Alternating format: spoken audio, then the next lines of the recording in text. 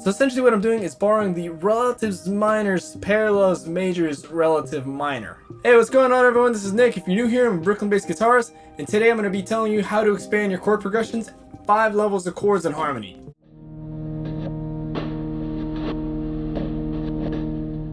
So essentially what I'm going to do with this video is I'm going to start off with a really simple chord progression. I'm going to start off with C, G, C, 1, 5, 1.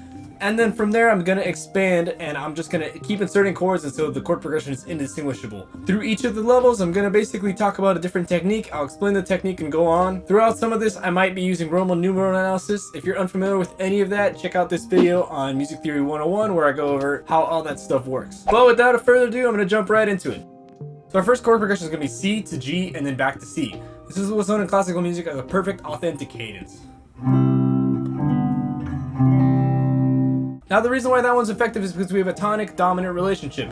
1 to 5 and then back to 1, we have some voices resolving. When we have a G chord going to a C chord, we have G, B, D.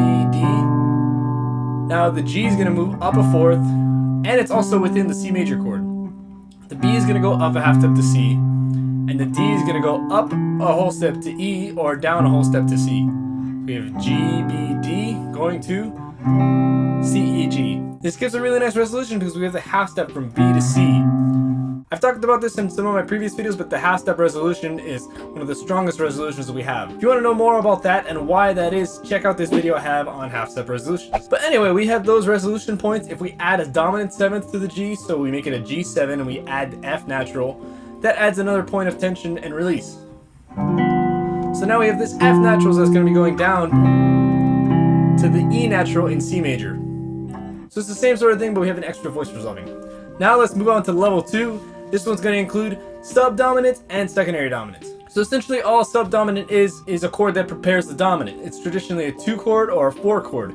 They usually come before a dominant, and they're not as tense as a dominant chord, but they give a little bit of tension to kind of like transition us there. A secondary dominant is when you take a dominant chord from another key. Dominant chords are usually 5 chords. So essentially the way a secondary dominant works is that you're going to take 5 of something.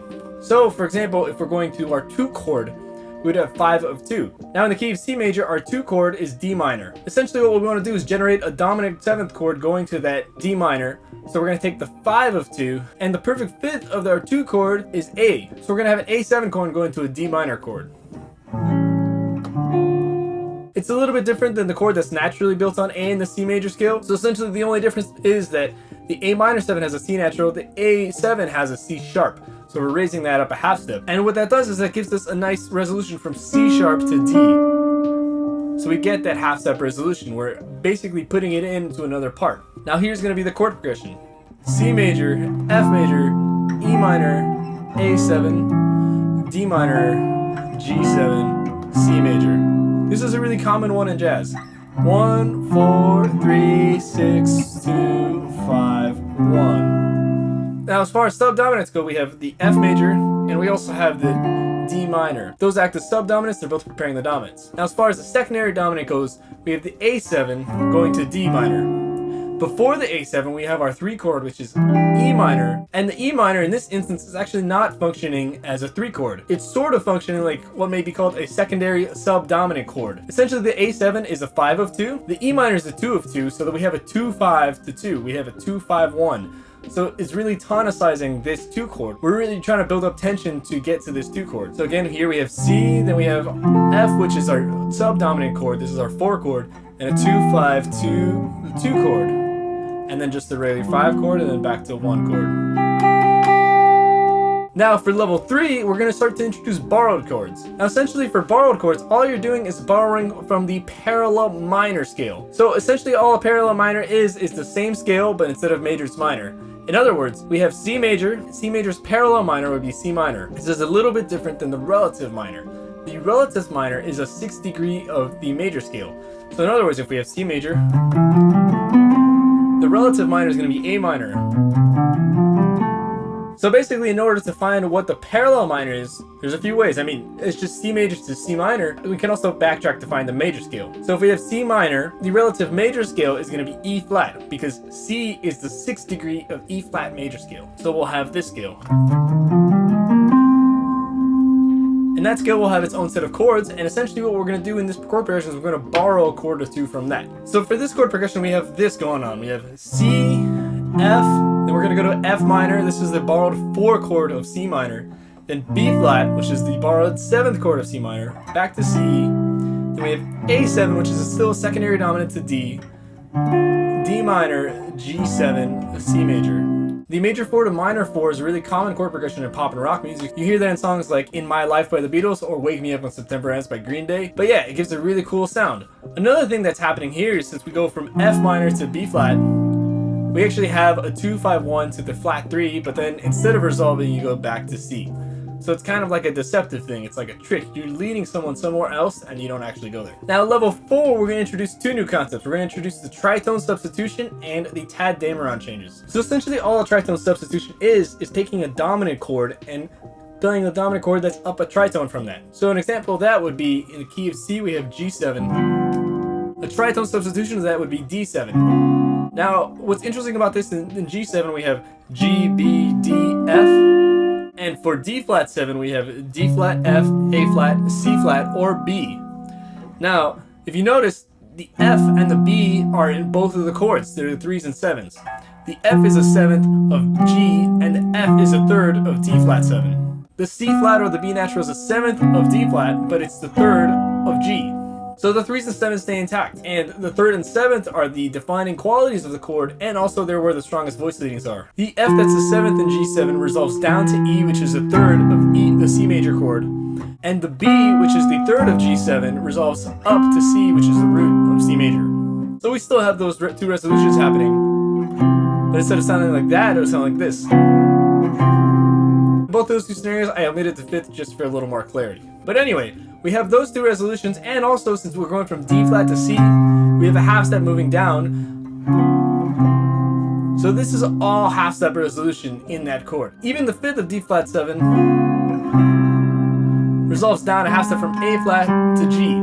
So it's debatably an even stronger resolution than the G7. The tritone substitutions also sort of come from melodic minor, in that if you were to attach scales to these 2 chords, for G7 you'd attach G7 altered, which is the 7th mode of melodic minor. So it would be from A flat melodic minor, and D flat would be Lydian dominant, which is the 4th chord of melodic minor. If you want to know more about the melodic minor modes, check out my video on the melodic minor modes, where I talk about some of this stuff. Essentially, the Dameron changes usually kind of happen towards the end of the tune, but you can superimpose it wherever you want. Essentially, you start on the root, so C major 7, you're going to go up a minor 3rd to E flat major 7, and then up a 4th or down a 5th to A flat major 7, and then again up a 4th or down a 5th to D flat major 7, and then that's a half step above C major 7, so yourself back down. Again, you have all of the half step resolution, this time in parallel going down. So it sounds like this.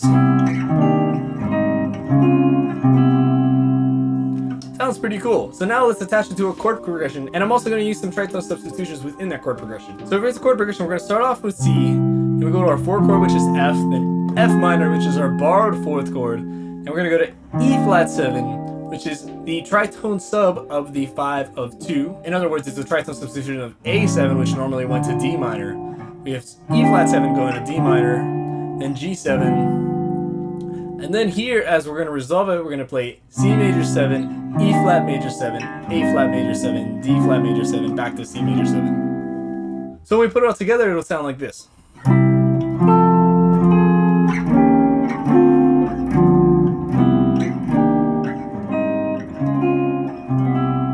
We've come kind of far. Now the chord progression is very expanded, but as you can see, it's just kind of like expanding the journey a little bit. We're just adding a few chords in between. Finally, for the 5th level, we're going to have descending chromatic harmony and Coltrane changes. Now, basically, all that means is that we're going to have a descending chromatic bass line, meaning we're going to go from C down to C, and we're going to play all of the notes. We have all the notes, and we're going to go through all of them, and we're going to harmonize them with specific things. I'm going to talk you through it, and then we're going to play Coltrane changes. Now, the way Coltrane changes works is that we have 3 key centers, and they're all separated by major thirds. In this key, we'd have C major, then we have E major, and then we have A flat or G sharp major. And essentially, what we're going to do is we're going to prepare those with dominant chords. And Coltrane went down in major thirds, giving us a cool cycle. So I'm going to play the first part of the progression, which is the descending part, and then at the end of the form, I'm going to insert the Coltrane changes. Now, first off, we have the C major 7, which is our 1 chord, then we have a B minor 7 flat 5 or half diminished. This is the chord that occurs naturally in the C major scale. It's the 7th chord, but it also functions as a 2 chord in minor. After that, we go to a B flat 7, sharp 11. Now this is another secondary dominant tritone substitution. We're now going to A minor 7.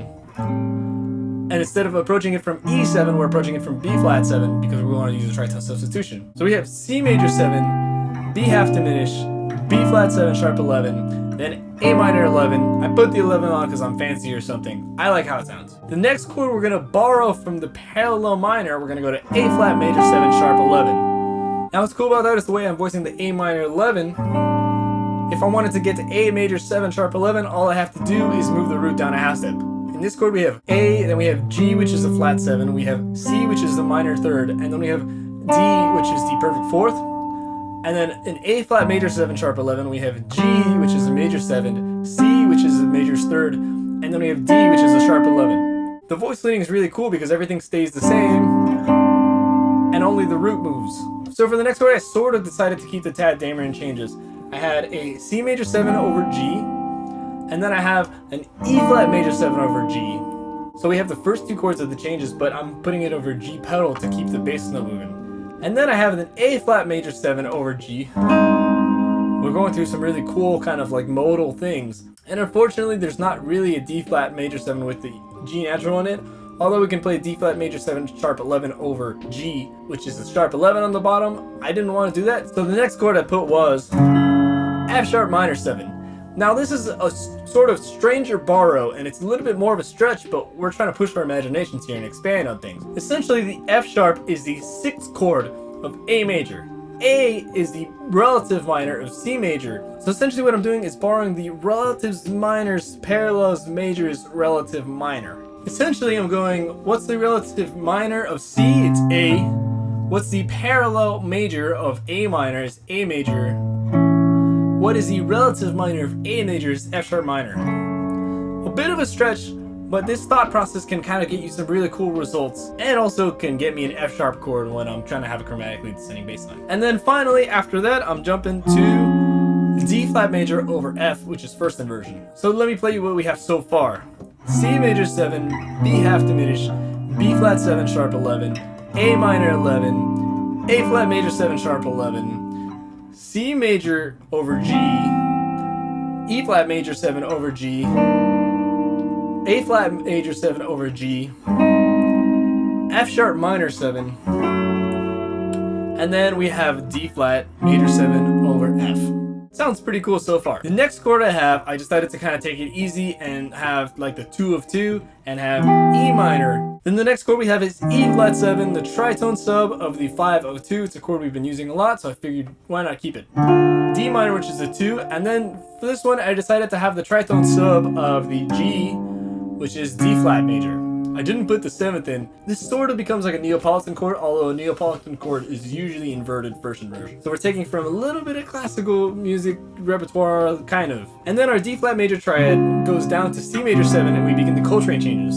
So we're going up a minor 3rd to E flat 7, which then resolves down to A flat major 7, which is the major 3rd down from C. Then from our A flat major 7, we're gonna go up to B7 and then to E major 7.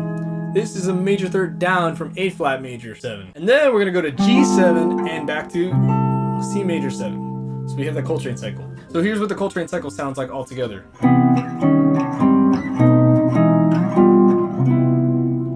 And now to put all of it together and combine all of our levels of harmony, we get this.